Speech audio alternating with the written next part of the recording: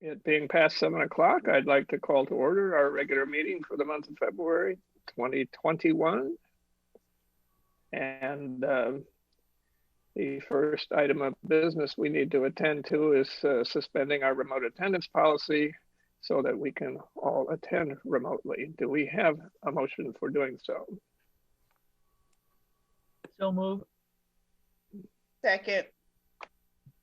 That's been moved and seconded. I think just for the record, we ought to read in that we are suspending our remote attendance policy pursuant to Illinois Public Act 101-0640.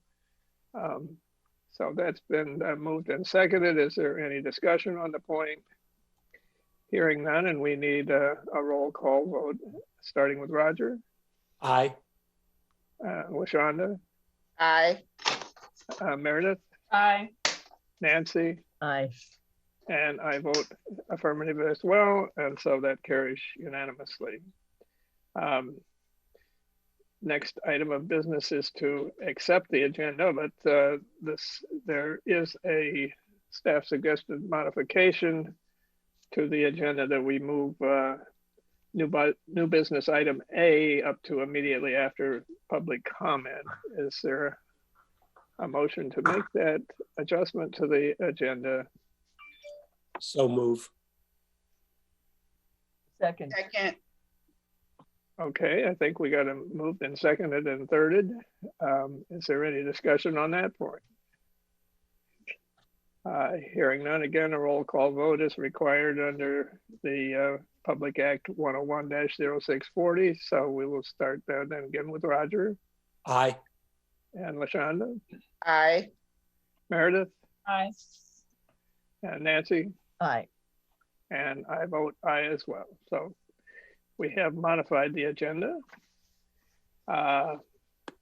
Takes us to public comment. And I see listed Beth Chato to be making some public comment today. Is there anyone else? And I don't see Beth on my screen. Is she here tonight? I don't see her in the audience. And there's no one in the audience? No. Okay, well, Beth certainly did provide us with a quite extensive report, and I'm sorry if she's not here to speak about it. Michael, we can follow up with her if she's able to come next month. We could invite her back. Yeah, Well, good idea. That would, sure, that would be great. Great. So having moved item A of new business up to the front, we are prepared to do that. So I guess I will turn that over, and we'll be discussing and taking action to accept our new compensation study and the classifications along with it. So Thank you, Michael. I just wanted to reintroduce Rachel Skaggs from GovHR and Alex Ivanova, of course, we know, are here to provide some more update on the report. Just wanted to mention to the board, staff took all the comments that we had back. I'm sure they're going to touch points on them. But we did have a very good discussion. I think we came up with some good talking points. So we thought we'd be good to reintroduce that. And I'll turn it back over to Alex. Yeah, so we talked a lot about the issues that are coming up, and Rachel is about to share just a few slides talking about kind of some potential solutions to the issues we discussed. Thanks for coming back, Rachel. Yeah, you're welcome. Thanks for having me. Good to see everyone again. So as Alex mentioned, we kind of talked through some of the things that were brought up and put together just a couple slides to address some of those issues or questions that had come up. And so I'll go through those, and then I'll be happy to answer any other questions that anyone has as well. So some of the advantages, we talked about this a little bit, but to go a little more deeper into it, some of the advantages to a defined step increment plan. So for the park district, it really creates financial predictability, and it's easier for the management and leadership team to predict and plan for salary increases on an annual basis. And then on the employee side, it really offers security and predictability for advancement through the range. So they kind of have a clear path based on some other requirements that we'll talk about in a minute, but they can see, you know, if they have satisfactory performance, where they can end up down the road. Again, based on the adequate performance review. And then it also, I think, you know, the biggest point is really offers a high degree of internal equity and fairness. It provides the expectation that fellow workers at the district that are a part of the plan are all being treated the same. So everyone, you know, is really going to be treated the same as long as their performance is satisfactory. And then it really comes down to, though, overall, the district's ability to pay. And that's something I want to talk about here. So the proposed plan puts together a structure. You have the minimum of the range and the maximum range. Currently, there's defined step increments. However, it all comes down to the district's ability to pay in any given year, because as we all know, things can come up and change, and you know, it might not always be consistent. So again, it's not concrete. It doesn't say you have to do these steps every year at the same percentage, but it does provide that structure. So the plan can be flexible based on the park district's financial situation in any given year. So again, first and foremost, it's going to be based on the district's ability to pay. And then if and when the plan is implemented, and I'll talk a little bit more about this on the last slide, but it's important that employees also understand that overall it's a structure based on the district's ability to pay. So looking at some flexibility in the plan options and what flexibility that would provide to the board, I'll go through some of those options. So the plan does recommend that 2.285% increase based on good performance, plus adjusting the CPI, the ranges based on the CPI potentially as well. But the board still has options or flexibility, and they can discuss some of these options. So I'll go through them.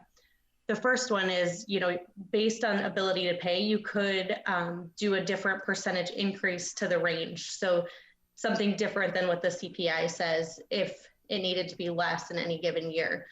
You could also look at doing no step increase if it doesn't allow for it in a given year, or a different step increase. And if that was the case, then the rest of the steps would need to be adjusted, and the HR staff could do that. But the minimums and maximums would still stay the same. So that structure is still in place. Another option would be doing no CPI adjustment. Another option would be a one-time bonus instead of that step increase. So then the step increases would all stay. No one would move up a step, but they might get a one-time bonus instead based on that satisfactory performance evaluation. And then you could also look at other options or a combination of any of those. If there was a year where you know, that you didn't have the ability to do the full step increase and a CPI adjustment. Then going forward, talking about communication. So when rolling out the plan to employees, it's definitely important for them to understand, again, that the plan isn't set in stone and may change annually based on the district's ability to pay, but overall the structure is going to look similar regardless of changes to step adjustments or any other changes that are made to the plan. I am going to turn it over to Katie to talk about this slide, and then I'd be happy to answer any questions. So in response, you know, we met last week after the board study session to talk and help us come up with these slides to respond to some of the board's concerns. And one of the concerns that I heard was, you know, the concern of being able to afford this increase in the future. And I thought it might be helpful for the board to see the increases that have been approved in the past.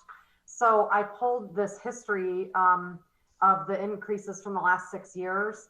So you can see the increase going forward is going to be 2.285% plus whatever CPI is. CPI for for 2023 is 1.4. So we know that that's going to be a 3.6285% increase. How do we know that? I don't think that's right. I think it's supposed to say, well, because we already know CPI for 2023. How? Because they've already projected it that far for our fiscal year 2023. So They being the Fed? yeah, I mean, it's on the state of Illinois website for CPI history. So, And are they FY usually pretty good at being right? well, I mean, it's not an estimate. It's the final CPI for that year. So fiscal year 2023 is levy year 20. So for levy year 21, I think. Levy year 21 is calendar year 22, fiscal year 23. So anyway, let me just continue. The math here isn't right. It's supposed to say 2.285 plus 1.4. So this should say 3.685 without the extra 2. But anyway, if you look back at this 3.6% increase that we're expecting coming after next fiscal year, and you compare that to the increases that we've had over the last 6 years, this year that we did, this was the increase the board approved in October. That was related to COVID and a lot of the uncertainties. So the board approved a very modest increase that didn't include any market adjustment. It was really just the CPI plus the 4.7 approach. But that's why this year was lower than previous years. But all the previous ones, you know, and these are just kind of standard years after we'd caught up to the market, and this is what they equaled to the base. And then it's important also, you can see that there was also one-time merit bonuses of 3% applied as well, which about a third of our staff received. So it was about another 1.1%, 1.2% that was applied on top of the increases to the base. So for this current year that's coming up, we're talking about doing a flat 3% increase to all staff. And then the portion that's applied to the base varies to get them to whatever their nearest step is. And whatever the remaining amount is that leads up to 3% will be a one-time bonus. But everyone will get 3%, whether that's to get them into their nearest step or it'll be a one-time bonus for the rest. So just kind of based on where people are within the current ranges to get them put into a step so that we can continue forward with implementing this plan. Does anybody have any questions about that information?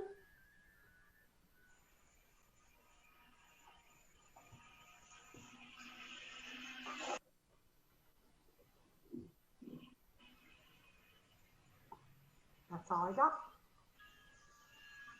I'd be happy to answer any questions too. That kind of wraps up our brief slideshow for this evening.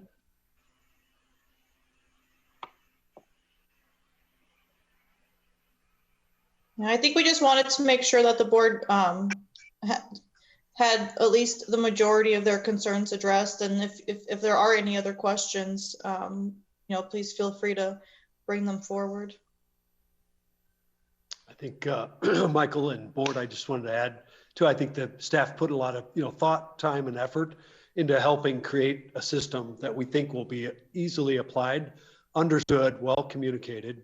But again, just wanted to reinforce, you know, that central core idea of, you know, it is based on our affordability. Most of the times our income and our knowledge of changes comes a little ahead of the curve. Certainly working with our finance committee, we could look, you know, out ahead to try to project to see where we might be going with our, you know, financial resources. But again, I think the plan itself is fairly straightforward. I think we responded well to the step approach. I think it lays it out clearly to staff, you know, what progression they would be on. And it still has some guardrails or levers, if you will, that if we were in a leaner time, we could certainly, you know, implement those opportunities. But I think our staff recommendation is that the board would accept the report and the new structure. I think this FY21 line on that chart is a perfect example of if you did have a bad year, an uncertain year, you know, if we had this system in place already, we would just say that this year we're adjusting our ranges by the CPI, everyone's moving up by the CPI, and that's it. There is no step movement. So that would be, you know, how that would play out in a year like this year.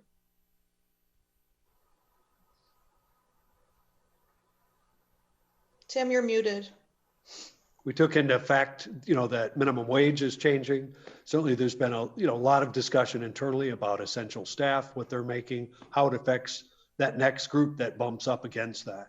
So it certainly doesn't answer those questions, but it certainly gives us a tool or a structure to work within to hopefully create that difference and be clear on both.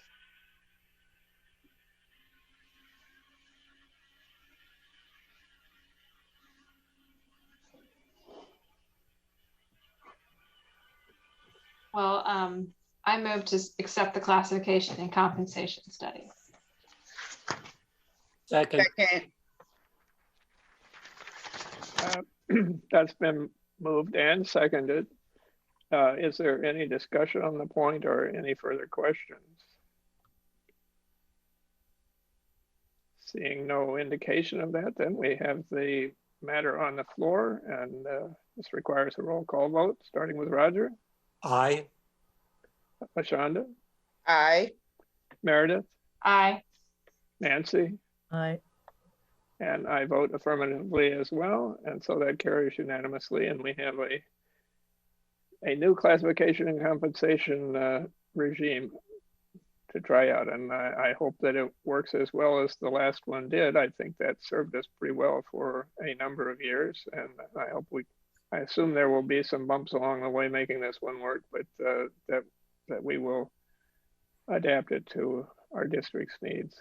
And appreciate the work of Rachel and her team and all the staff work that went into this. This was an enormous effort, I know. Thank you. Thanks, Um, Rachel. Thank Yeah, you, it's been Rachel. great There you working go. with everyone. I appreciate it. And GovHR is available for a year from study completion to help with anything that needs help and beyond. So happy to work with you guys going forward. Okay, Thank you. thank you for joining us this evening. Thanks. Aye. Okay, that moves us on to the Updeck report. We had a written report in our packet. Is Laura here to She make any reported, comments? Michael, she's ill this evening. She reported right prior to the meeting started, but looks forward to meeting next month. Okay. Were there any comments or questions on the written Updeck report?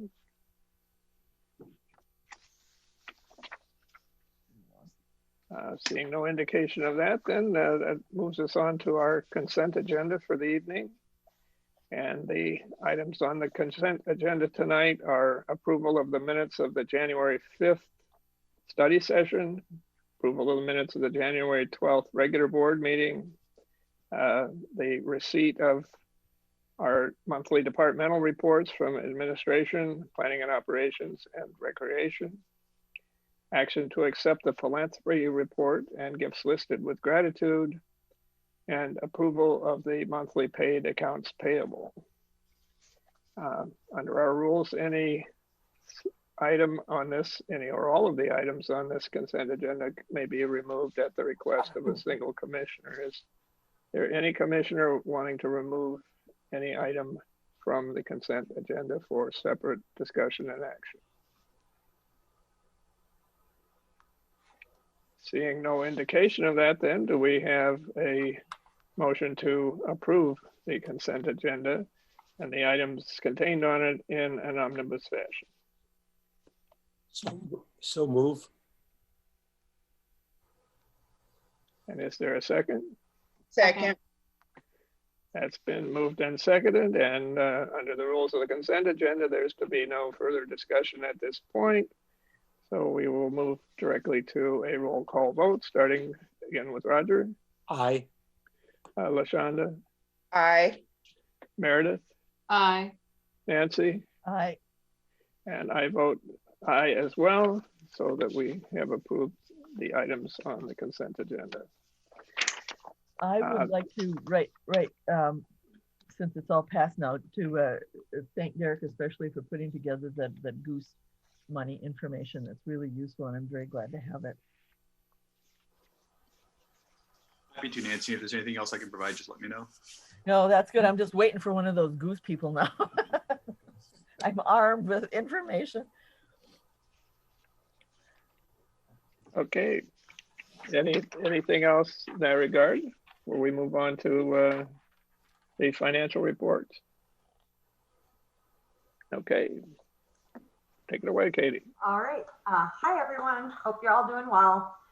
Tonight, I'll be presenting the financial reports for the Urbana Park District for the month of January 2021. Happy New Year.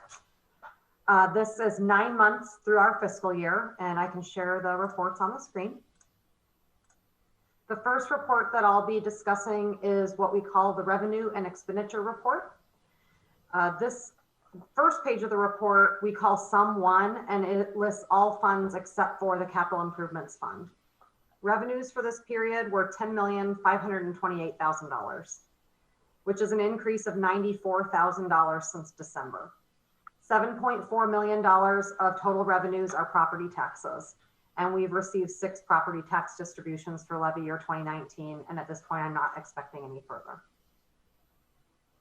The biggest difference between this year and this same point in time last year has been our earned revenues, this line right here. Last year at this point in time, May 1st, 2019 through January 31st, 2020, the district had earned $934,000.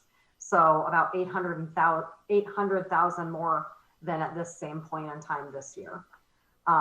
And we all are aware of that, but I just like to draw the board's attention to that particular figure that is quite a bit less than the others that we normally would see. Expenditures for this period were $8,671,000, which is a change of $357,000 since December. We have a surplus after 9 months, which means that there was an excess of revenues over expenditures paid of $1,856,000. This is about $1.4 million better than our performance at this same point in time last year. So we've done a good job, even though our revenues have been less. We've done a really good job keeping our expenditures also even more the less, so that we've come out ahead as far as our net revenue. Sum 2, which is page 2 of this report, lists only the Capital Improvements Fund. Revenues for this period were $1,379,000 and expenditures were $1,676,000. Expenditures exceed revenues, which is expected in this fund. And this leaves a decrease in the fund balance of the Capital Improvements Fund of $297,000. And Sum 3 is the third page of this report. It adds the first 2 pages together for a comprehensive view of the entire district. And at this point in time, the fund balances of the Urbana Park District are $17,373,000. Following that are the summary reports for the individual working funds, general, recreation, museum, and indoor pool. And I'm happy to entertain any questions you may have about the revenue and expenditure report. Hearing none, I'll move on to the treasurer's report. You all see that okay? Great. Okay, so the treasurer's report is a report of the amount of cash that the district has on one day, January 31st, 2021. All 24 funds are listed with where the cash is invested in which banks, for a grand total for January of $16,988,142.41. Page 2, the top section of this report lists interest-bearing accounts for the district. So of that $16,988,000, the district has $16,054,000 is out in investments. And I'm continuing to see interest rates just tank. In fact, we have laddered CDs set up in our Series 2019A. Sorry, it's not that one. It's this one right here, the CDs. We had a CD mature, a 1-year CD from the point in time that we first issued the bonds. And they didn't even recommend that we reinvest it at this point because the interest rate was so low that it wasn't competitive. And so we're going to hold for 3 months before we reevaluate. So it's just gone into this money market account for now. But we're going to keep an eye on it and reinvest as needed. We purposely put the laddered CDs in there to try to predict when the funds would be needed for cash flow for projects. And with the health and wellness facility project being fairly slow without the announcement of the park grant, et cetera, those funds aren't needed yet. So it would be my goal to reinvest it for probably another 12 months. The next section lists interfund loans, and there were no changes to interfund loans this period. And finally, the third page lists disbursements for January. Total disbursements of funds was 326,000, which is really quite small for a monthly expenditures for the park district, even for January. Normally a small month is around 500,000. So this was a particularly small month. I just think with us having been under various limitations with COVID and we just don't have as much staff on hand right now. We're not doing a lot of program planning and preparation and buying a lot of supplies. So we're really slim at the moment. If you have any questions, I'm happy to answer them. And otherwise I present the treasurer's report to you for approval. I move we accept the treasurer's report for audit. Second. Oops. It's been moved and seconded. Is there any discussion or any further questions? Hearing none, roll call vote, starting again with Roger. Aye. LaShonda, Aye. Meredith, Aye. Nancy, Aye. and I vote affirmatively as well, and so that carries unanimously. Great. I'll go over the activity in the capital budget report really quickly. I was just gonna giggle that Allison's gonna have a hard time taking minutes with all the double seconds tonight, but she'll figure it out. Okay, so there was actually very little activity in the capital budget, which also contributed to the fairly small amount of expenditures this period. But in the Series 19A capital budget, there was a small amount of costs paid towards the health and wellness facility design. Oh, I meant to be sharing, I'm sorry. And all items of activity are indicated with an asterisk symbol. There was no activity in the new 2021 capital budget this period. In the 2020 capital budget, revenues were received and expenditures were paid for tributes, and that was the only activity. Mercy. And in the 2019 capital budget, expenditures were paid towards the CLP Rehab project out of the donations that were received from the Urbana Parks Foundation. In the 2019 capital budget, expenditures were paid on construction crew projects and out of two separate expenditure lines, this line and down here in contingency on the museum grant design project. And there was no activity in the 2017 budget. So with that, I think Andy and Derek may have some updates for you on capital projects. Thank you, Katie. I just have a few different things to update tonight, starting with the Crystal Lake Rehab project. Keith from our staff is continuing his work to dismantle and recycle materials from the old playground. The new playground has been fully installed at this point, other than some wear mats that we're waiting to be delivered for the slides and the swings. We're awaiting some more information for the makeup water feature pump and some information on accessibility improvements to the plaza zone still at this point. And we just received word, I think it was yesterday, that the boat dock is ready for installation. But once we have the normal water level and no ice forming on the lake. So we're trying to get that scheduled for the first 2 weeks of April, which would give Keith plenty of time to replace the decking that goes from that new ramp entry to the boat dock. But it was good news, and we should be getting that done before boating season. I'm curious, is the drain plug put back in? I mean, the water is still awfully low. It's not even up to, I mean, it's just up to the bottom of the pass-through holes in that retaining wall that's part of the silt basin. It's that Yeah. We haven't gotten that much water, drainage water in. Is that the issue?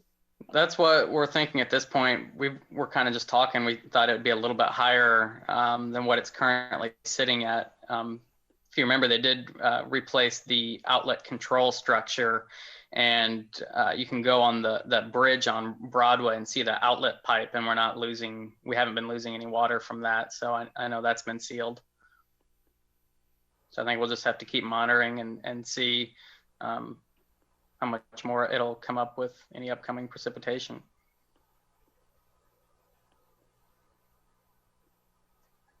We'll keep checking.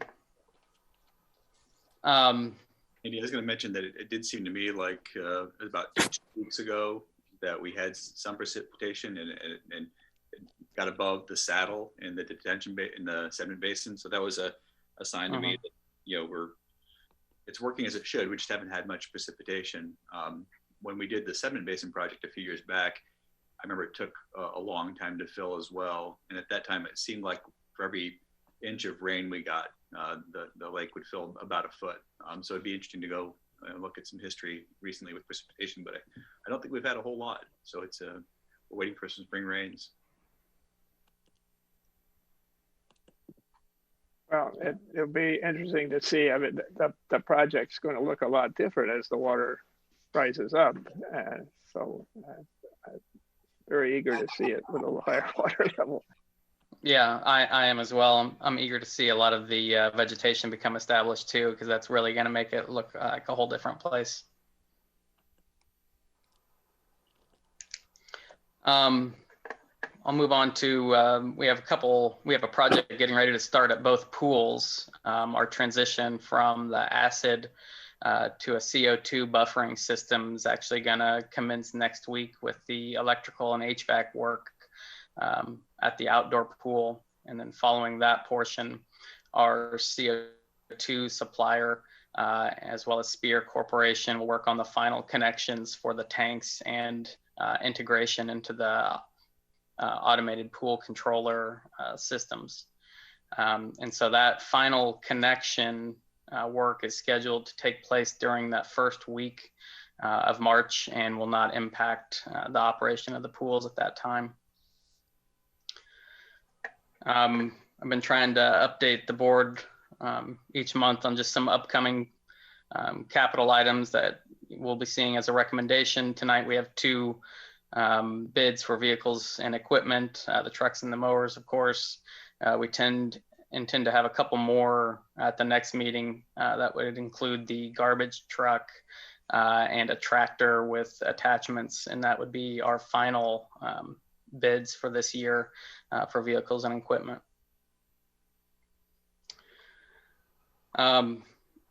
Just wanted to note, my last item, I guess, relates to kind of a capital initiative that we had for 2021, which is to work with a consultant to evaluate the district's hardscapes and develop a repair and replacement schedule. We've been reaching out to MET to begin talks to develop a proposal for us to conduct this work.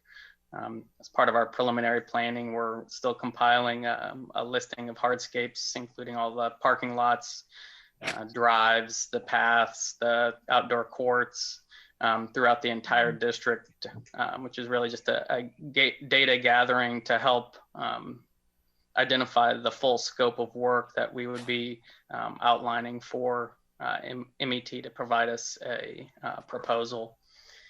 So I think we're getting a good start on that this year, and hopefully we can begin to get that consultant team on board in the near future, and we provide plenty of time to finalize a maintenance schedule with anticipated costs to help us plan for future hardscape expenditures.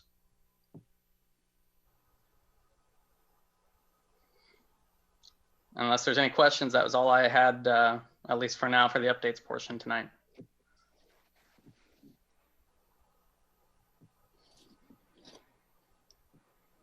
Okay, well, thank you all, and that takes care of the financial reports. Ready to move on to the executive director's report. Thank you, Michael.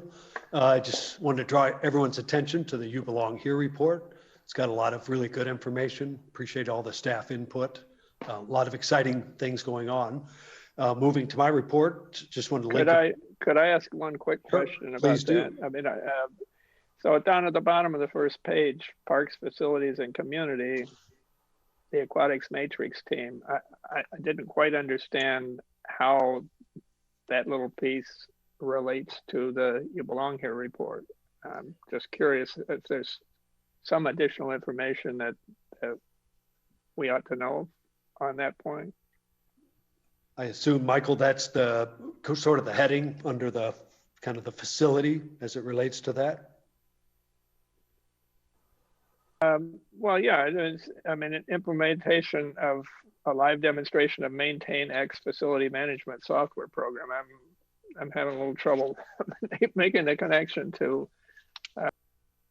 So Michael, that's work that Joseph's been working on. It's tied to customer service, and it's being able to provide customers with current status on upgrades and repairs. I think he's thinking very broadly in terms of you belong here, that everybody as a customer at the Aquatic Center will have better access to information. And I can work with him more to fine tune reports in the future if we want to see it more directly tied to some of the You Belong Here initiatives that we're currently working on. Yeah, I think you're right, Derek. I think it comes down to the communication and going back to our focus groups and, you know, making sure that our full-time staff, part-time staff have on the spot current information. So when things are brought up, we have the answers. Again, it might be a little bit of a stretch from the You Belong Here, but it does relate to all people that are visiting and being able to have an answer for them when they're asking. I think which sometimes is oh, go ahead. Definitely a major part of our focus groups that we did with Campfire Concepts. So another thing that's not on there from a communication standpoint is we're getting ready to install a bright sign at the indoor pool, which will hook up to our controllers and our pump room that will be able to display temperatures and those kinds of things. So again, might be a little bit of a stretch, Michael, on the You Belong Here, but it is a customer service thing. I think sometimes we think You Belong Here is kind of just a usual image of minorities, and yet, you know, there are people in wheelchairs who come into the pool. There are old ladies who come into the pool.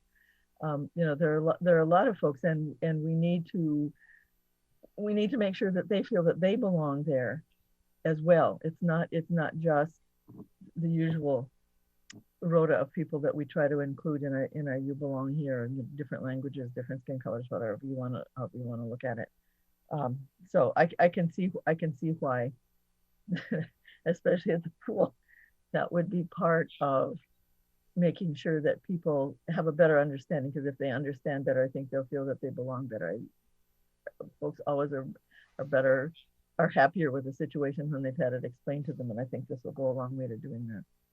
And I can add on to that with Nancy, from what Nancy's saying.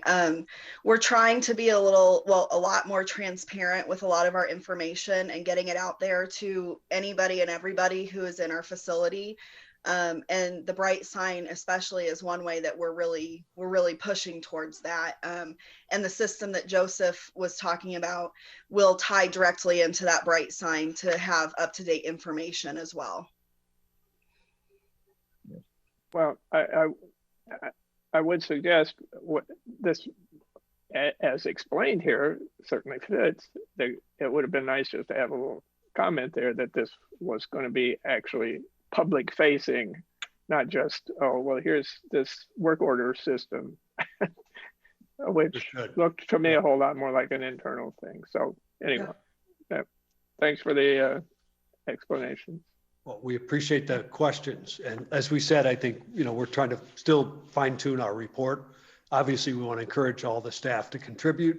So obviously maybe their portion might be a little bit different than another group's contribution, but we certainly can do that, Michael. Kind of moving into application of the You Belong Here. Just wanted to thank our team. Katie put together a great interview set of a tool for the development manager interviews. It was after working with Chris Artefio and coming up with some new toolkits that we can use for employment, part of our interview process. Went really well. I think it really kind of pointed to the questions that we asked, really did bring out some very good discussion. I think it gave people an opportunity to expound as much as they wanted to on those topics. So it certainly seemed to work. The rubric scoring tool, I think, also really helped underscore that. So just appreciate that. I'm sure we'll fine tune that and get feedback from other departments and divisions as they implement it also. Also want to compliment Kyle and Corky. They're working with some veterans to get inoculated with the vaccine out at Brookins, opening up that facility to bring in people in a safe way. So again, that's another way, while we're not fully programming, that we could help others, and certainly vets are in that group. So we appreciate that. Also, we're just trying to put the word out. Any groups that need help with any level of information, vaccination, coordination, we have facilities, we have parks, so we'll be letting public health know. If they need us, we're here and we're ready. I was fortunate also to serve on a panel last week through the RST department. They had the Sephora conference, which is more or less a student-led conference at U of I. They invited, I say new director, she's the newer director at IDNR. Colleen Callahan is her name. It was a really good session. The one thing that she brought up, though, that I thought was kind of fresh and unique was she really kind of off the cuff. Most of her comments were scripted, but she started talking about how important the DEI aspects were to IDNR, and that they have added A to their list, and their A stands for accessibility, and not just in the ADA aspect. In fact, she said that's great. We have to do that, consider that law, but they're really trying to focus on information, access to all their parks, programs, services. If they can't get the information or get people to a site or make it accessible so that it's widely available to groups, they're really trying to focus on that. So it made me think of us as a park agency also. We can definitely relate to that, whether it's information, any level of welcoming or just being available to folks. So that was very worthwhile. Just wanted to comment, the health and wellness facility fundraising is continuing. I think we're starting to kind of see some successes of all of our hard work. So it's nice to see people respond. We'll get more information as that process goes, but it's encouraging, and we're getting some traction here. Let's see, staff starting to work on our goals, the annual goals for the upcoming budget. So we identified some of the big moves that we want to make that relate to our strategic plan. Again, it's nice to see our annual goals now fitting into the strategic plan structure. And it's a nice guide system so that we don't move too far unless we absolutely have to, but we kind of try to reinforce those strategic goals. Most of us attended the IAPD IPRA conference. While it was a very different experience, would love to hear people's comments. I found it very accessible and also not at all like a normal conference a year. Certainly being with other people and being in that big atmosphere is energizing, and it's a lot of fun. But I still picked up some really good sessions, and I think others did. And we'll do our debrief. Kelsey's working on a date to get us all together. So we'll do that. And I just want to report, we had some staff changes at CU Special Rec. Still concerned about overturn of staff there. So we're working with our staff board to look at things we can do and things that might help in the retention side. That's all I had in my report. I can answer any questions.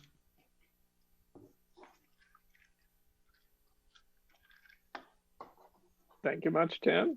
Moving on to the President's report, covering upcoming meetings, study session on the 2nd of March, and the topic at hand will be looking at the Brookins lease, which is coming up for renewal this year. So we will be discussing that.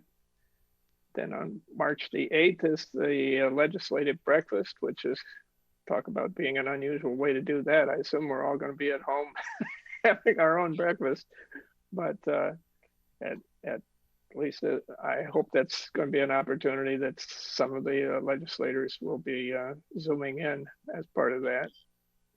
And then on March 9th, the next day, we have our regular board meeting. So we'll have bid approvals, as Andy mentioned, and will be receiving the wage and salary and merit recommendations for the first time in executive session. So, and I assume that's going to be working in the plan that we approved tonight.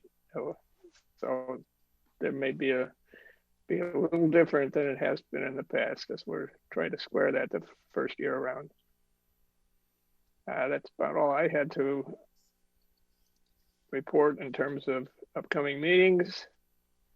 We move on to liaison reports. The finance study group last met on the 8th of January. So we've actually had 2 meetings here since we last, the study group last met. So I don't think there's anything new to add from that.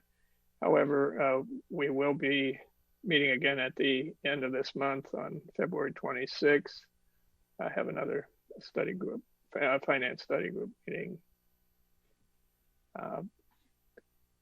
UPD policy study group, is there anything to report there? Yes, we met today actually at 6 o'clock before this meeting.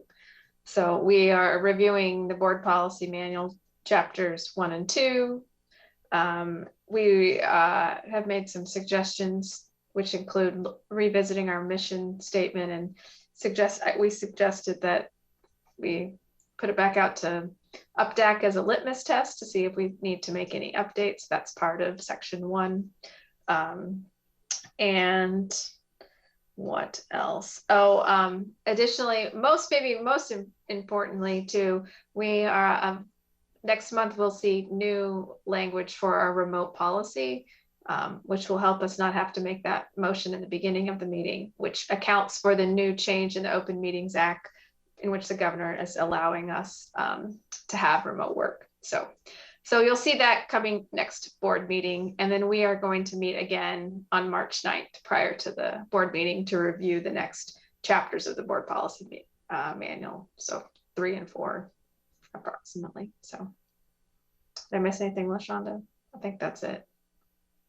Covered There was one other thing about the public comment period. Oh, thank you. Yes, I'm looking at the, thank you. That was in the other topic. So we are recommending that we increase our public comment time from 2 minutes to 3 minutes, which puts us in line with other community organizations like Champaign Park District, school districts, etc. So. Just a quick question, and I'm displaying my ignorance, but hey, I'll throw it out there. So we modify our remote attendance policy in some way. Will that law continue to apply even after the COVID emergency is no longer in place, so to speak? The way the law is written is that you can meet fully remote if the state is under an emergency executive order. So if we're not under an emergency executive order, then basically our normal remote attendance rules will apply. Gotcha. Okay. And I'll include the actual Open Meetings Act law, the changes that included, the law will include that as part of the board packet when that revision comes to you next month, so that you'll have all of that information. I asked that same question, didn't I? Well, thank you for expanding on that, and it sounds like you had a very active meeting here this evening. So, thanks much. Move on then to the Urbana Parks Foundation representative, Roger. Yeah, the foundation met yesterday at noon. Jim Conlon, the treasurer, reported that he had written UPD a check for a little less than $158,000. Most of that was for Crystal Lake Park, as Katie's already pointed out in the capital projects. The events committee is still struggling with the annual dinner, and the hope at this point is to do it outdoors on June 10th around the lake house area. So we'll see how that goes. More information on that to come. And then UPF is updating their website to make it more user-friendly, particularly during this time when we're getting ready to go to a public phase on a fundraising project. That's it. Any questions for Roger on that?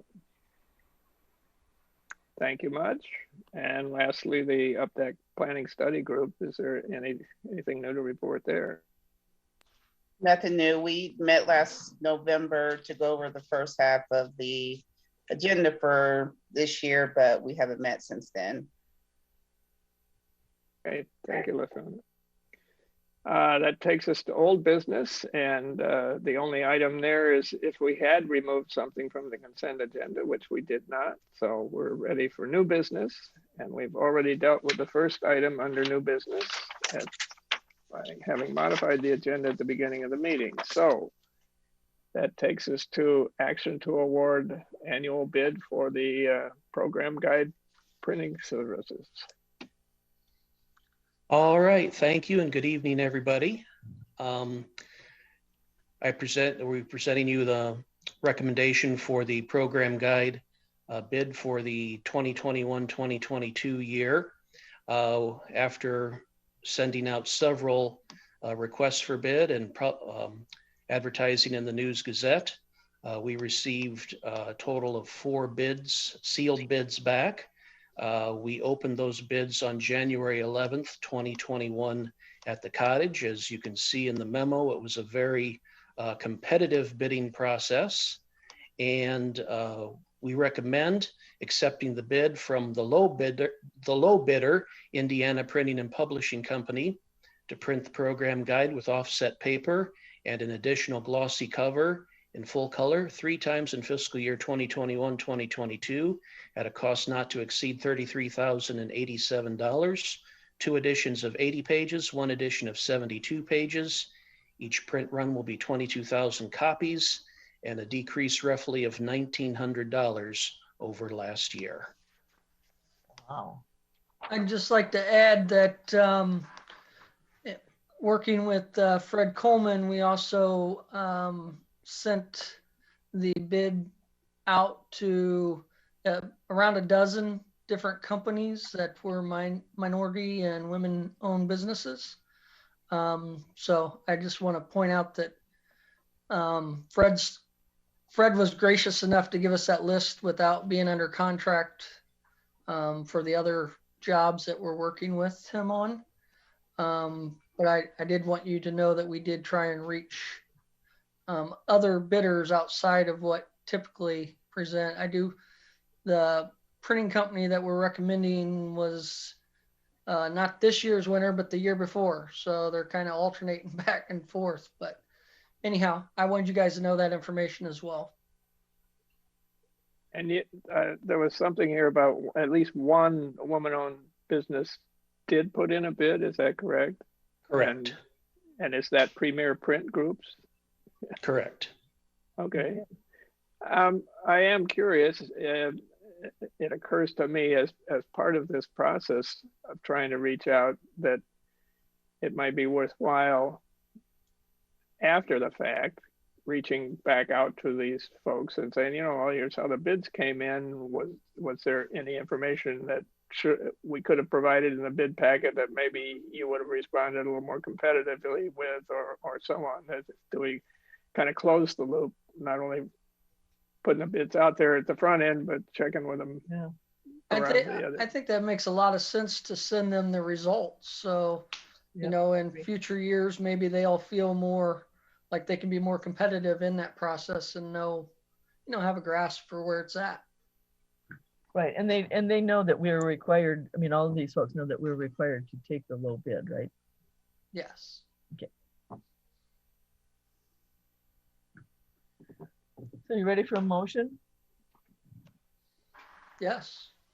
All right. What do I move? I move we award the bid for printing the 2021-2022 seasonal program guides to Indiana Printing and Publishing for 2 80-page print runs and 1 72-page print run with a total price not to exceed $33,087. Second. Okay, that's been seconded by Roger. Is there any further discussion or questions on the point? Hearing none, again, we need to do a roll call vote. We will start again with Roger. Aye. LaShonda, Aye. Meredith, Aye. Nancy, Aye.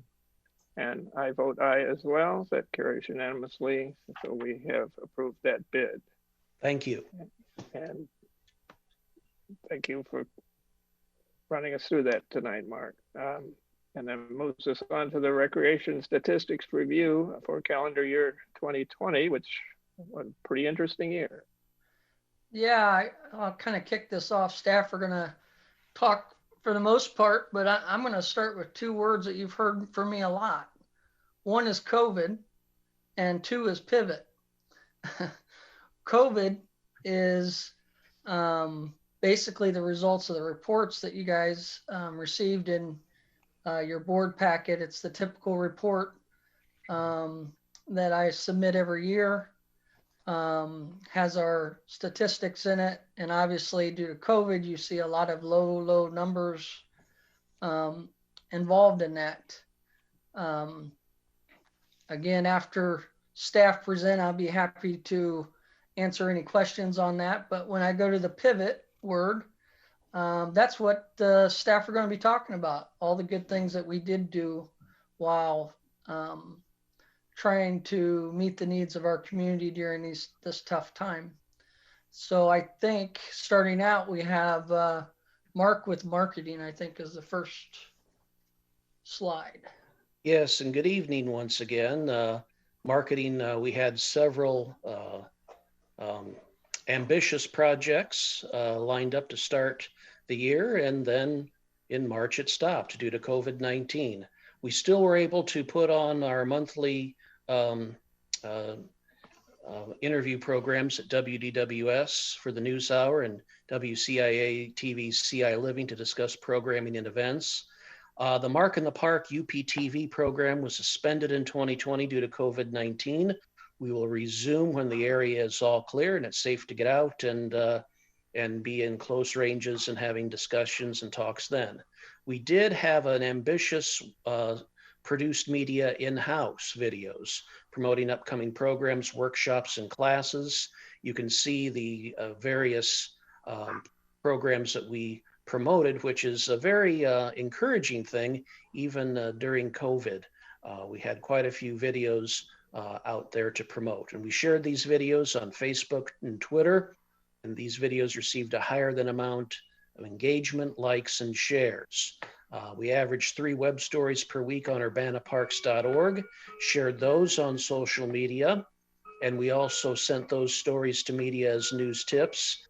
Smile Politely and Shambana Moms were our champion media people this year, but those news tips also provided stories from our 3 local television stations. They would send a reporter out to talk as well. And the web stories also served to freshen up content on our website. Great. And next, please. We did continuing advertising through, you see the electronic and print media there. And also we did major media campaigns via the news outlets discussing Urbana, online programs, and all the virtual 5K, and also the Urbana Park District Art app. And generally, general projects, we launched a successful refreshed UPT logo, and we successfully launched a password-protected employee intranet on urbanaparks.org. So we did a lot of things this year, and looking forward to getting back to more normal programming in 2021. But still, a lot of things to talk about, even in a COVID year. Thank you. Hey, Mark, I just have a question. Have you tried advertisement through other radio stations, such as Hot 105.5 or any other minority-owned radio stations? Yes, we did an advertising campaign. We do a advertising campaign on Hot 105.5 for the pool annually. However, we did not have a pool season in 2020, but they will be on our list to go to purchase advertising when we have a pool season this year. Thank you. Thank you. Next slide. Judy? Hi, everybody. I just wanted to talk about some of the programs and services that the Nature Center staff offered. Our Traveling Naturalist program was offered to the DREAM program for the first time last spring. There were 20 programs scheduled. One program was canceled because of low enrollment, and 6 programs were canceled because of COVID.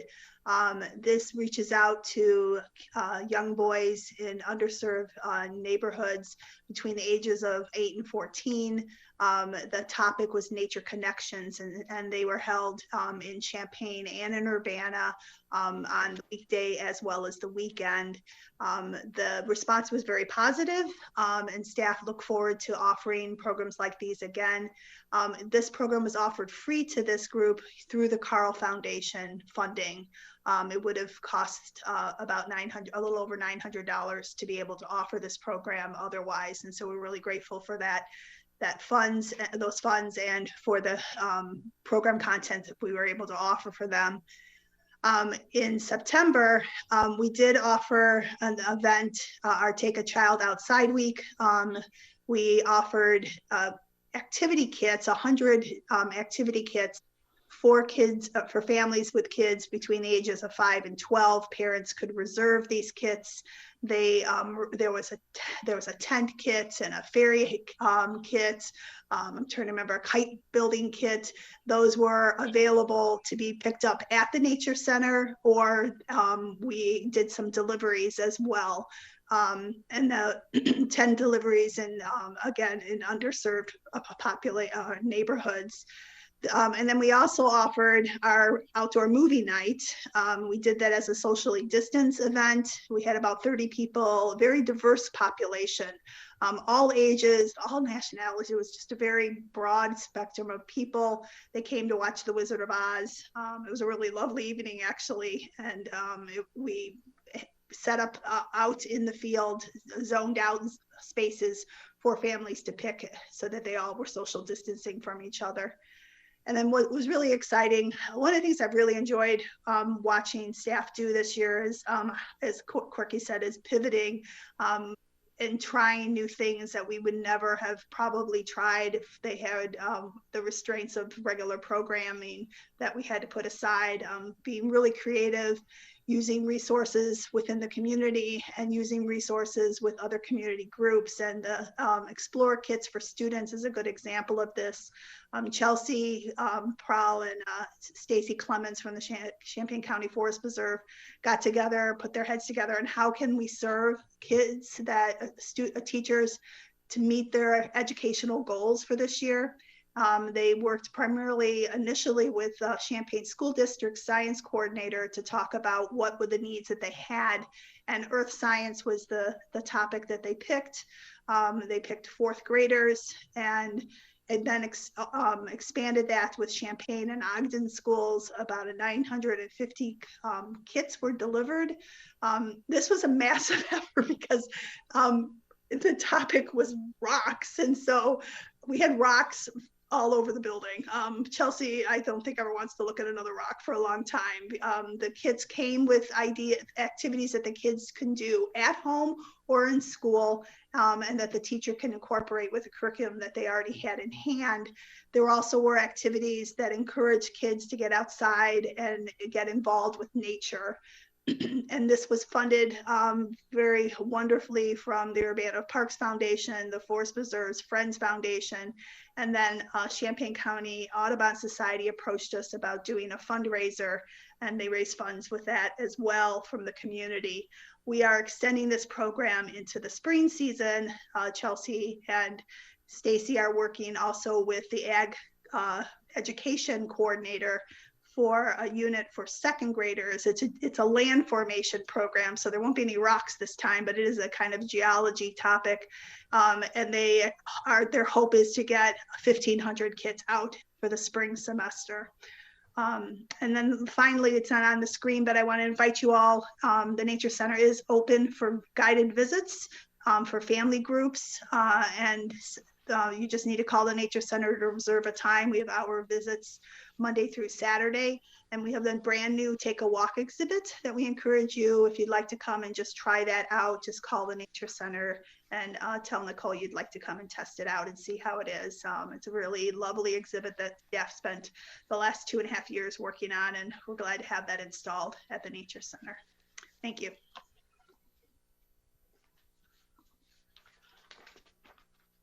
All right, so aquatics, as you can guess, it's kind of hard to do aquatics without pools since we've been shut down. So we were able to do a few things. We did heat buster bags, and Elsie was awesome and gave us connections to a few different areas in the community that we could hand these out for free. And that's what's pictured right there, those buckets. There were splash balls, there were little games they could play. We had sponges, and they filled one bucket up with water, and you did an over under with the sponge and try to fill the other bucket up. Those types of games that allow the kids to cool off even if they don't have a pool or even air conditioning in their house. So these were awesome. Those were handed out to the Learman neighborhood, and then the mobile home parks with Mitzi I'm going to say this wrong, I'm sure, Maldonado. That's right. Awesome. Okay. So we had a lot of fun putting those together and handing those out. The second accomplishment we had for 2020 is that Tiger Shark swim team numbers continued to increase. We didn't get to swim a whole lot, but we were getting really good numbers. So we started off in 2019, the summer 2019, with approximately 15-ish swimmers. That grew in the fall to about 20 to 25 swimmers. And then when we came back in August, we had up to 40 swimmers on our swim team. Right now we're around 30 because of the last shutdown. Some of them went into their high school swim season, so they can't swim with club at the same time. But we're seeing like where we're going to fit in. Ed, the Aquatics Pro, he said that we're well over what Decatur's year-round swim team are for their numbers. So I'm really happy with that, and I'm excited to see how much more we can grow. The private swim lesson program's been updated. So before they would call in, and it kind of was a bulletin board that then the swim instructors could pick and choose, what works best for them with their schedule. And that's how we tried to fill it. Now our Aquatics Coordinator personally takes every single request herself, and she assigns them to certain swim instructors. So then that way we can get them filled and make sure that we have everything in order. So they're getting the quality experience that they deserve. So that program has been updated and is continuing to be evaluated to make sure that we have everything where we want it to be for private swim lessons and group swim lessons. Thanks. Areas of future concerns. This is just, we're gonna always go back to, the overall operations of the department, and we're always going to be consistently training staff. They're young. We get a decent amount of turnover. So we just want to make sure that we're keeping up with the standard that we expect at the Urbana Park District. Great. Next. Kyle? Yes, can you hear me? Yes. Okay, good. The mic's actually working. Okay, so before COVID actually struck, we did have our youth basketball program almost finished as normal. We actually, most of the teams were done with games, but some teams still had their last week of games when we did get shut down. But we did have 143 kids between 3rd and 8th grade this year, and 44 kids in the 1st and 2nd grade program. And we did use a lot of the Carl Scholarship funds again for that program. And had one day at the assessment where a lot of kids were able to scholarship in for free. A lot of kids that I went to the schools and talked to try to tell them that if they couldn't afford the program, if they showed up that day, we would get them in one way or another. So that was a great program. The numbers keep going up in that program. It's just almost about reaching the kids more than them wanting to play or not.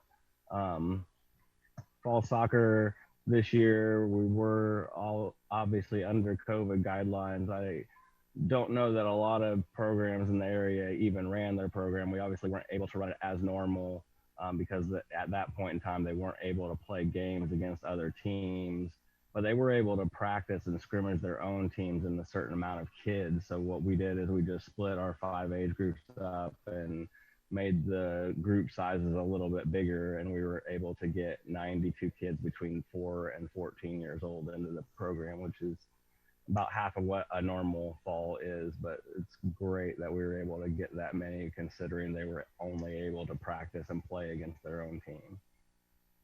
Also in the fall, based on the guidelines at the time, we were able to offer our high school baseball program that we ran for years with a bunch of schools around the area. Kids can sign up individually for that program, and then if there's not enough kids for their school, they get put with other kids just to make sure that everybody gets a chance to play. But because of COVID this year and so many things having been canceled before and leading up to the program, it kind of blew up this year. We ended up with 11 teams taken all the way to the deadline, people wanting to add into the league, and we ended up with 137 kids from 23 different high schools playing on those 11 teams.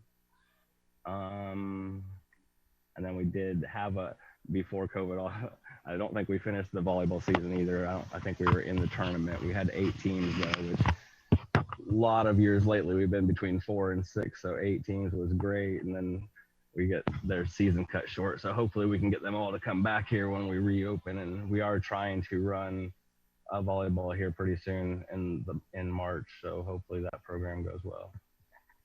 We also served other groups all through COVID. We assisted with Light Heap with their social distancing and getting all those people in the door and keeping them safe during September or early September, maybe it was mid-August, early September. And then we started being a polling place for the election between September and November. So a lot of you guys may have possibly voted there for this year's election. And then a few other programs I put down that we helped with. I'm sure a lot of the departments helped with all these. I didn't see several of them mention them, but we all did. All the departments worked on the winter net activity hour, participated in different programs, teaching kids different things. Ours for athletics was teaching solitaire to participants on a Zoom, and we had 20 something kids in the group. It was great watching and interacting with them as they tried to learn a new game. We also did yard recs with the community programs department. We got a bunch of signs, or Nikki got a bunch of signs from, I'm not even sure where she got them, but several of them are personalized to the park district that we've made a program where people can request to have signs put in their yard that say you got your yard wrecked with different balls and stars and stuff. And they say Urbana Park District on it, and people can volunteer their friends or themselves and have it done. And then we also did the snowman adventures that I think Mark briefly talked about, and the boredom buster bags during the summer when we couldn't do camp. And that's all. Great. Janet? Hello. First of all, I would like to commend all of our office staffers for handling lots of refunds and really, working very hard to take care of our customers. And I think the customers really appreciated how quickly we were able to get refunds out, and working with the business office to make sure we had the funds to do that. And it wasn't easy. And it was, us like meeting in parking lots to hand off wads of refund forms. Like Elsie and Ashley and I met at the Panera in Champaign so they could get me their refund forms so I could enter their refunds. So we worked very hard to take care of our customers. And all of these things that we're talking about are the programs that our staff did. And I'm super proud of all of our staff, but I'm also really proud of the office staff and how hard that they worked, responding to a global pandemic. And I did think that none of us mentioned the boredom buster bags in our slides, but I loved seeing all the coordinators work together and do this really fantastic thing for the community. And I really appreciated how creative they got with what we fit in those bags for the money. And I know that the community loved them. So the things that I wanted to point out were, like Kyle mentioned, the Winternet Activity Hour. That was really fun. Each coordinator took a day and we had 28 kids, and was something really fun that, again, the coordinators all teamed up and worked on together. And one of the things that I was really excited about was all of the different ways we did our cooking classes. So we had a couple in-person cooking classes, and we had a couple Zoom classes, and then we had where we delivered the ingredients to the people's house, and then they got on Zoom and cooked with the teachers. We also had some YouTube cooking classes and did those on the Park District's channel. And those, we've done cooking classes with Blue Dragonfly Catering, with the Scotsman Kitchen and Bakery, and then CNC Kitchen. So we're always trying to work with our community and find some chefs and entrepreneurs that want to partner to use the James Room Kitchen. And really excited to get back to that. We do have a Julia Child series coming up. The first class is on February 20th. And so, we're following all our COVID restrictions, so we can only have 6 people in that class. So I hope that gets to go in person, but we're very excited at all the different ways we got to offer cooking classes. And like I said, we had almost 3,000 different visits, and, we went into phase 4 on June 26th. On July 7th, we had Zoom tap class starting. We had a sign language class starting in July. So we reacted pretty quickly to offer some programming in different ways. And the last thing I wanted to point out was the Great Outdoors program, which was funded by the Spurlock Museum. And we got involved because Kelly White from 40 North reached out, thought it would be a great program to have some temporary art installations in the park. And so we got together with Champaign Park District and 40 North and the Urbana Public Arts Program and staff from Spurlock. And we did this big call, and we had 5 really great pieces in Urbana. We had 5 pieces in Champaign. And I think all of us were really pleased with how it went. And we just had our next meeting with them to plan summer 2021. So everyone's on board to do another series of great outdoor sculptures. Thanks. Thanks, Janet. Elsie. All right. So for outreach and wellness during 2020, it was exceptionally busy. And that was a great thing, because I know just personally it kept me going. So Urbana had its launch, but it wasn't necessarily the launch that we had intended. Janet did mention the boredom buster bags. There were 600 bags that were delivered during summer of 2021. And I want to reiterate, it was such a wonderful group effort to see all the coordinators come together and plan what was going to go in them, plan every aspect of, strategically where they were going to be delivered. And just so you all know, we did distributions at King Park, Prairie Park, Victory Park, Crestview, Chief Schmager, and then we also worked with some of our community partners and did distributions at Ivanhoe Estates, Northwood Estates, and Woodland Acres. So those 600 bags were divided up amongst those locations. That went so well, we decided to stick with the distribution model for a couple of our other events that normally would have been large-scale in-person events, such as Welcoming Week. So we again worked with our community partners, and rather than holding a big event out at the Nature Center like we did in 2019, we asked them what what are your communities right now really needing? What are these immigrant and new American communities really needing right now? And pretty much basic needs, and they needed PPE. So we put together 200 personal protective equipment kits and distributed those also amongst the mobile home parks at Ivanhoe, Woodland Acres, Northwood Estates. And then we also did one at Prairie Park because a lot of Latino families actually live out in Scottswood as well. So 200 kits went out there through Urbana as well. We also did 50 kits at Silverwood. So I wanted to point out the picture that you're seeing kind of towards the middle where everybody's dressed up as princesses and superheroes. That was from the It's all good. That was from the Silverwood Halloween Shake-Up event. We did 50 PPE kits there and also provided some superheroes and princesses.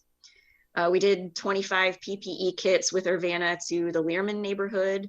And then Urbana's also been out doing monthly food distributions with the Silverwood neighborhood as well. And that's been since November.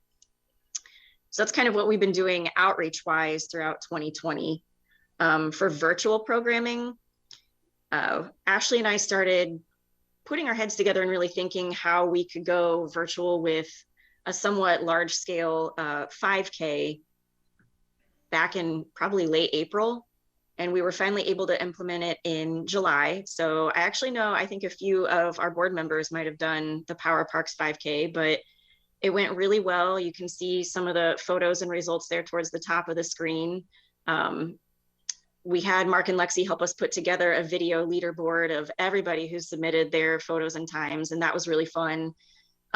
We've gotten such good feedback from it being virtual that we're hoping to actually do it again in July of 2021. But we had 218 people sign up and participate in the Power Parks 5K.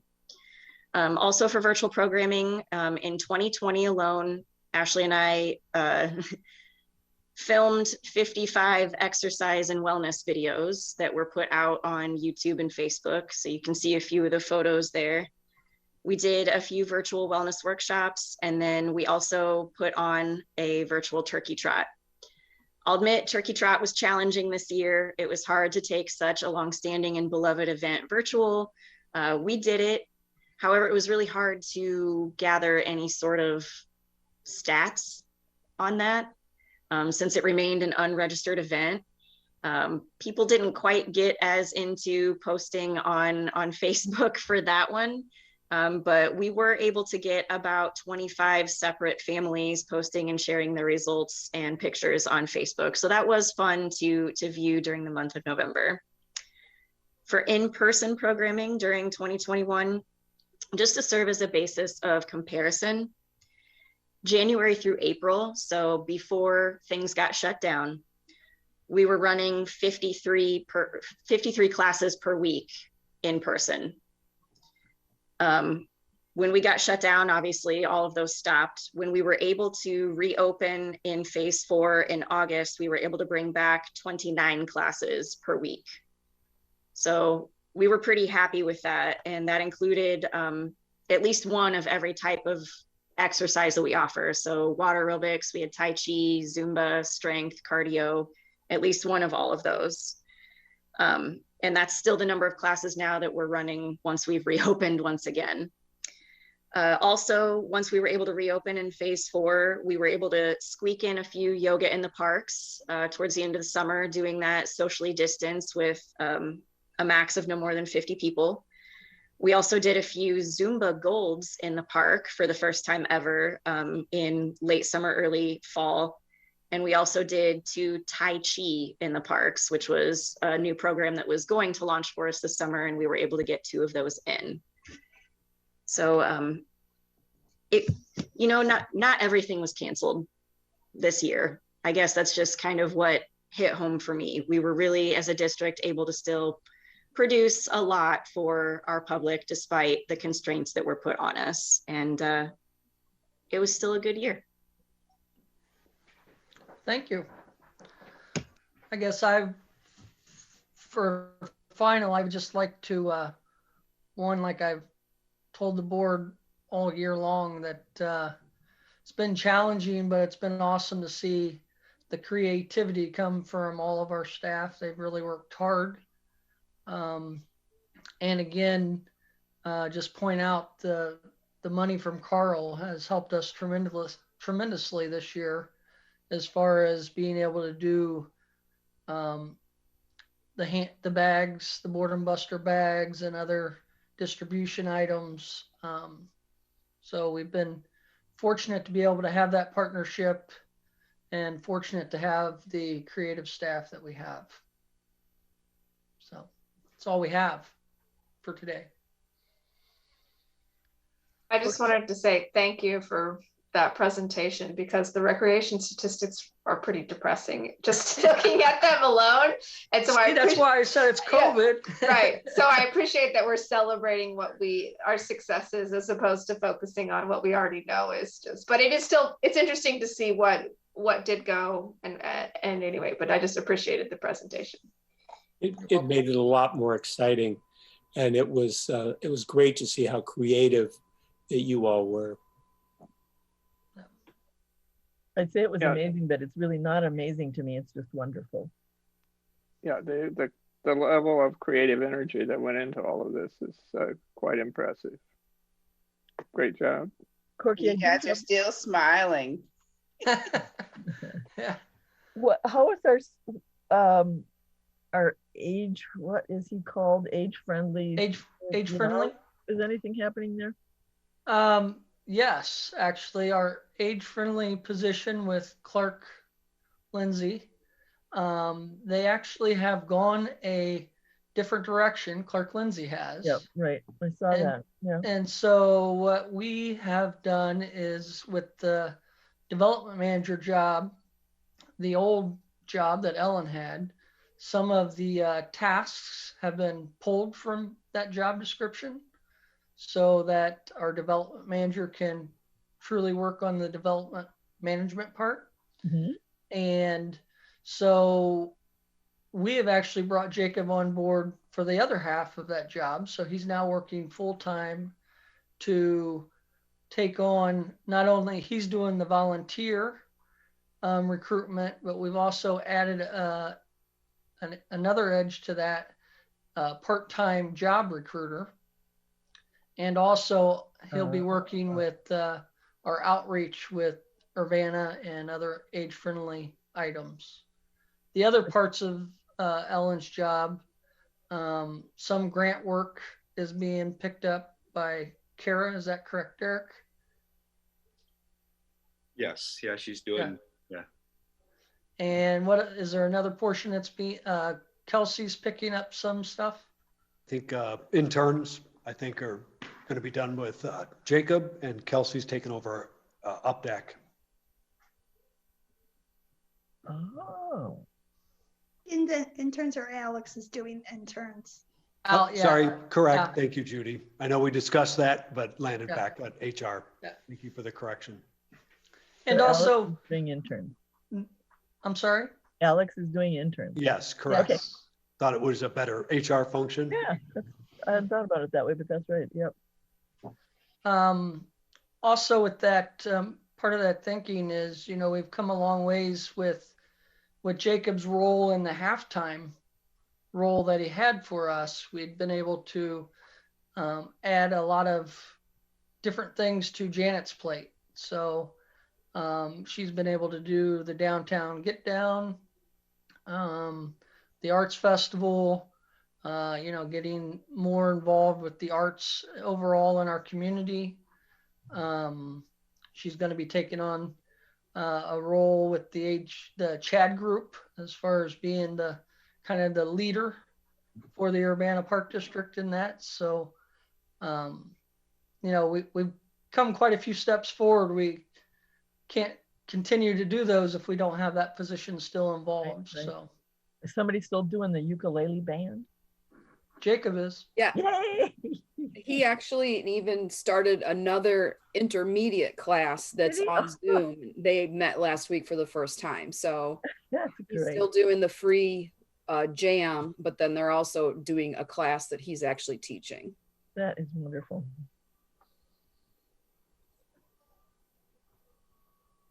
So thank you guys for giving us time tonight. Great report. Thank you.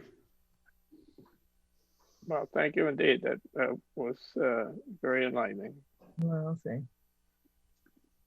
Okay, I guess we are ready to move on to item D, action to award the 2021 vehicle bid. And I think there's some alterations there. I hope everybody has seen that updated memo come through. Yes, thanks, Michael. We had that sent out, I think, early this afternoon. With a vehicle bid, we had 2 trucks, one being the 1/2 ton and the other the 3/4 ton, recommended for award tonight. These were both actually originally scheduled for replacement in 2020, but due to COVID, vehicle production was put on hold. We've received word that production is again being cut earlier this year as well due to supply chain issues as a result of the pandemic. But the vehicles that we have recommended tonight were bid in time to get our order placed pending the board approval. We let the bid on both trucks on January 14th with our opening on February 2nd. Listing of options is included within the memo, and plans ended up being sent to 13 companies with 2 providing bids. One of the options that we included was for a hybrid powertrain on the 1/4 ton truck. And this relates to a district initiative to improve efficiency and promote green practices.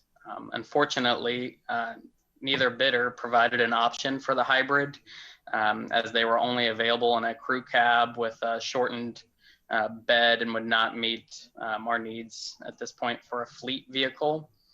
After the bid, we discussed a little further with one of the bidders, and it does seem that in the next couple of years, we should be seeing more hybrid fleet vehicles on the market, and we'll of course continue to pursue those options in the future.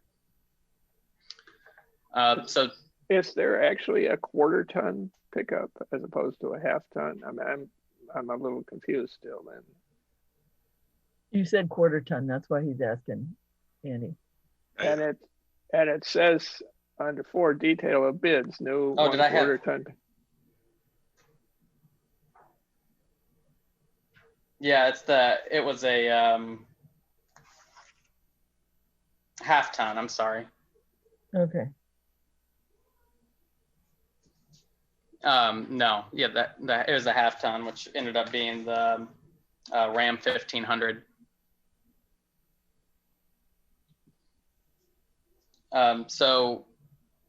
Tonight we're recommending the award on the base bid and options 1 through 4 on that 1/2 ton, with no option number 5 being provided, and then options 1 through 3 on the 3/4 ton. Additionally, we are selecting to not trade in either vehicle. After reviewing, we felt that the district could recuperate more money by auctioning them. And that's based on our mechanic reviewing recently held auctions.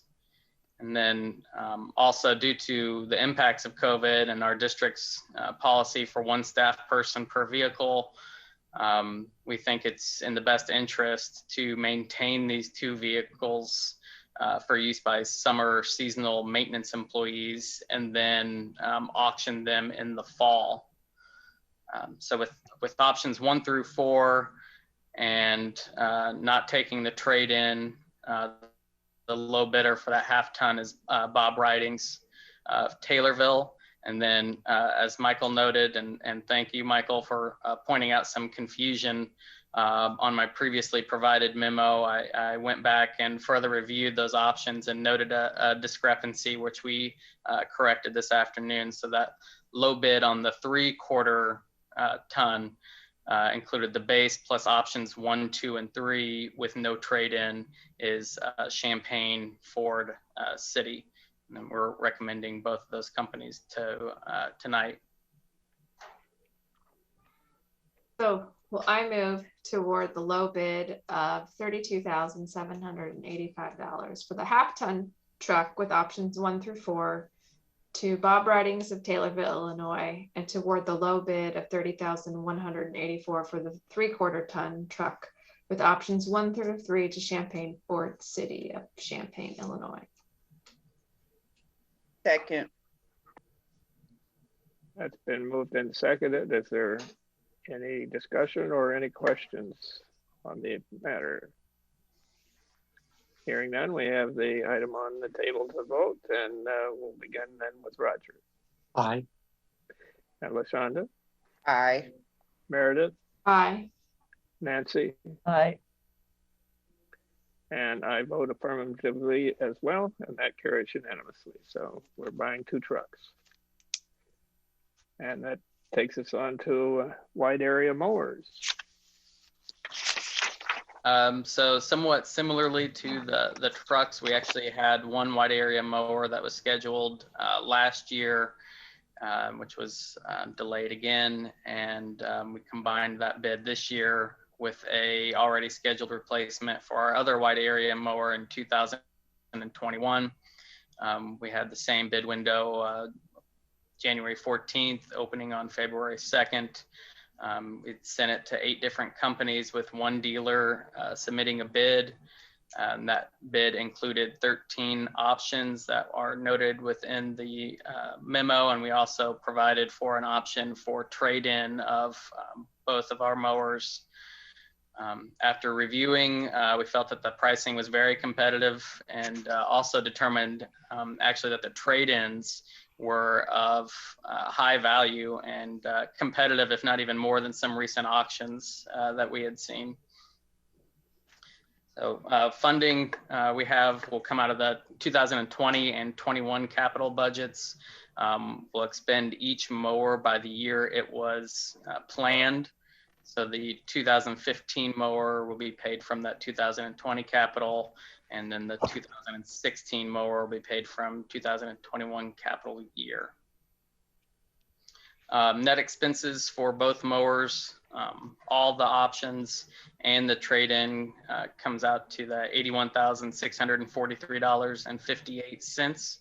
And tonight we are recommending to award to Aaron's and Sons of Urbana.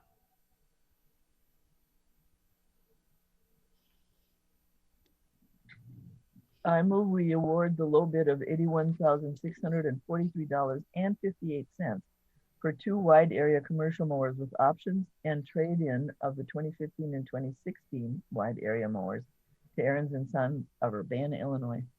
Second. Been moved and seconded. Is there any discussion or any questions on the point? Hearing none, let's do a roll call vote, starting with Roger. Aye. LaShonda? Aye. Meredith? Aye. Nancy? Aye. I vote aye as well. And so that it carries unanimously.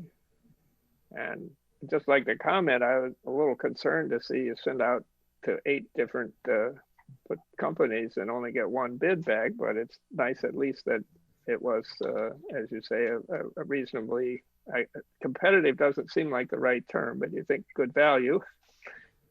Yeah. And an Urbana company. Yeah. Yeah, I agree. And I looked back even when I was sending out the bids to previous mower bids and tried to include every company that we had been doing so in the last at least 6 years or so that I could find records. We usually have been receiving 1 or 2 bids on the mowers, and one of them is usually from Urbana, and the other one is actually now from a since closed AHW in Gibson City. I reached out to the contact that I could find who used to work there at his new position as well, but they did not submit. Okay. Moving on into the health and wellness campaign donor recognition recommendations. Yes, Michael, you'll note, I think we have the document for board acceptance tonight. Just a little background on the sort of the review. We looked at it intensely at the study session this month. It was also shared with the steering committee that's working with the fundraising team. And also on Monday's foundation meeting, we shared it with that group as well.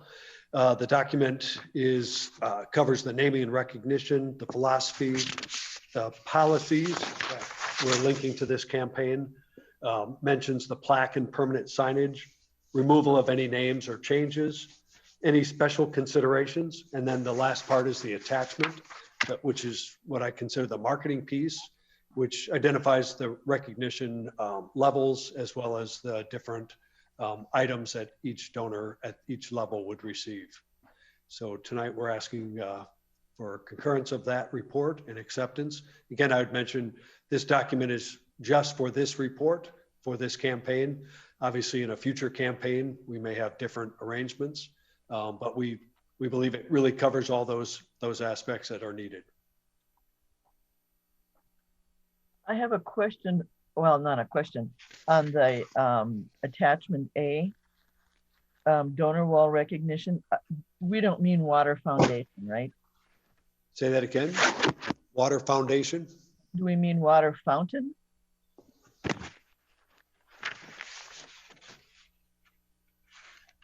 For the donor wall?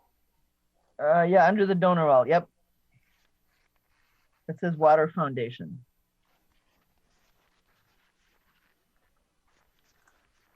I'm not seeing it, but no, it's not a water fountain.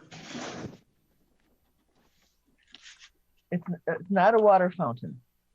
I see what you're talking about, Nancy. It's under public recognition. Yeah, that a typo should be fountain. I'm certain. Oh, okay, that's what I figured.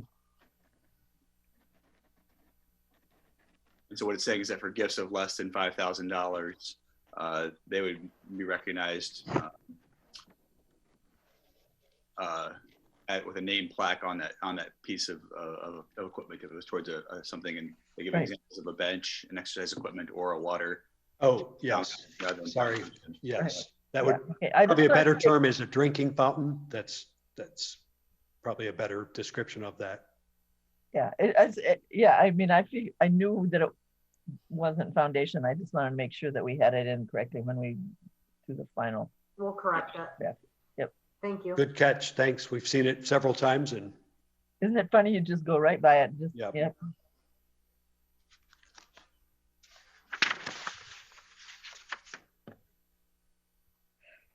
So do we have a motion to accept this set of donor recognition recommendations? I move to accept the Health and Wellness Campaign donor recognition recommendations. Second. That's been moved and seconded. Are there any further comments or questions? Hearing none, let's do a roll call vote, starting with Roger. Aye. LaShonda. Aye. Meredith. Aye. Nancy. Aye. And I vote aye as well, so that carries unanimously.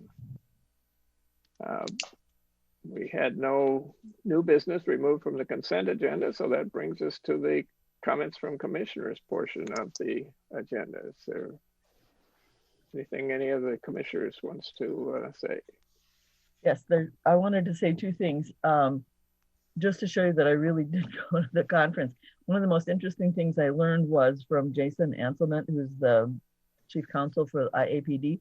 The reason that we have to do the roll call votes is that way that we can ascertain that all of the commissioners are hearing all of what's going on. And I never would have thought that that was the reason to do that, but it makes it a little more bearable since we have to do it every time, but it makes sense now why we have to do it. And I would also add, quite frankly, if you see this, when you have a scrum on Zoom with everybody trying to talk at once, things can break up so badly that it's very difficult to ascertain who voted or not. Yeah. So I thought that was a good piece of information I gathered. The other thing is, and I meant to bring this up in the Updeck report, and I think, Derek, perhaps you were the one who had mentioned it, that in the work on the Blair Park renovation, one of the Updeck members, a number of meetings ago, had questioned some of the things we were doing with handicap accessibility, which is an important interest to us at the Park District. And the Park District, in its usual wonderful way, reached out to this woman. And I don't know if she does she work for DCFS? DSC. DSC, right, okay.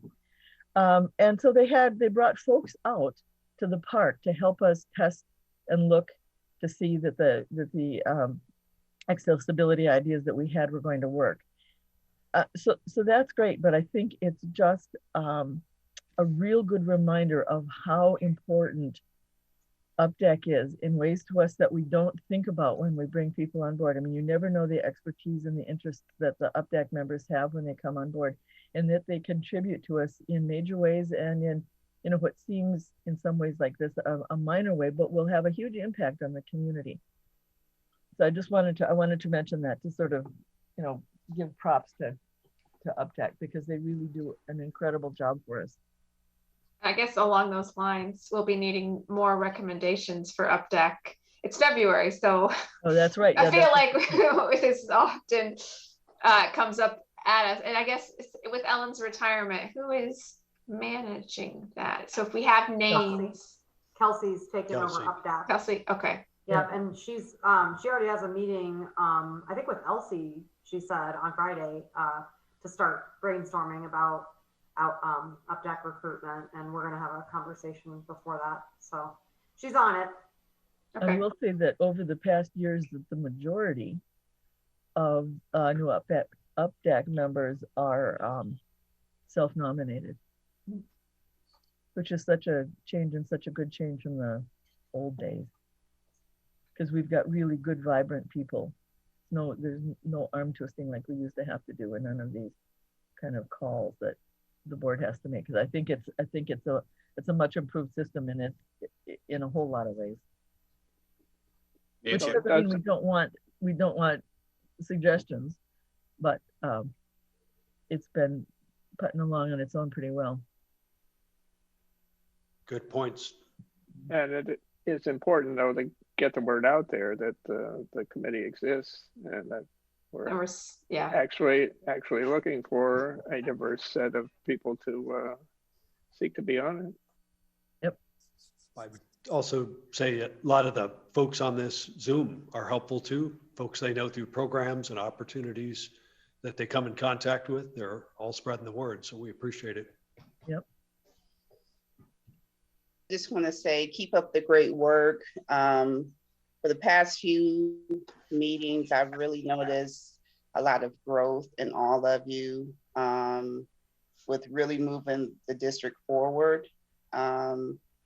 Conversations that you all are having with other constituents and partnerships with other organizations. Not that you weren't doing it before, but you guys are really driving the You Belong Here home.